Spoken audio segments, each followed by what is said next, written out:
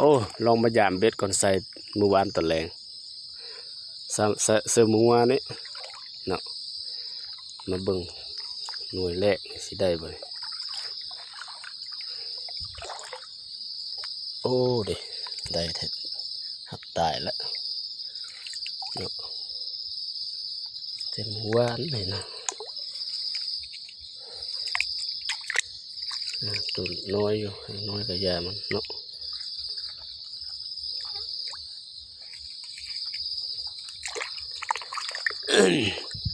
ปลดก่อนเบิ่งตัวต่อไปเนาะ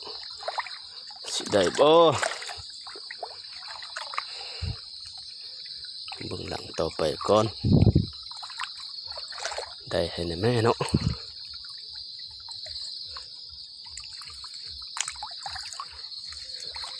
โอ้บ่ได้ตัวนี้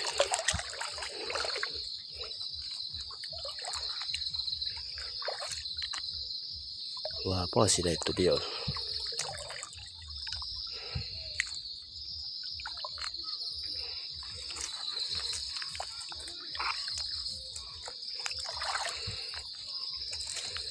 ได้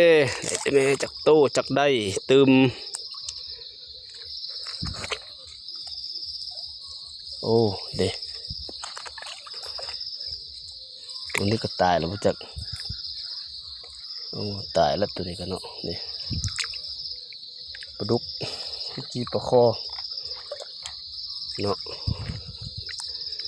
เบิ่งก่อน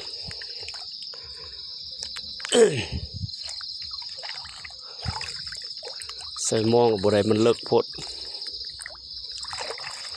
ดูหลังนี่ได้บ่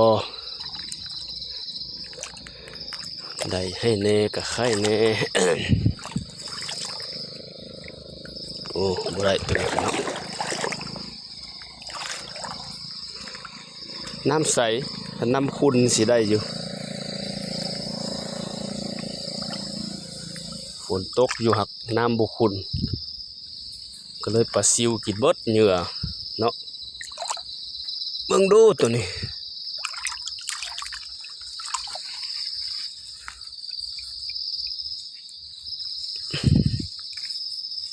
โอ้บ่ได้นี่บ่ได้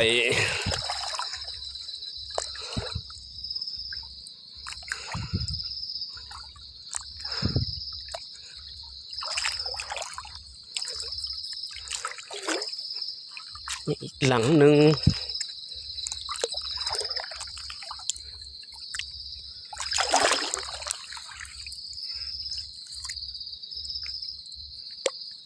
คอใหญ่แต่แม่จับตัวเนาะคือ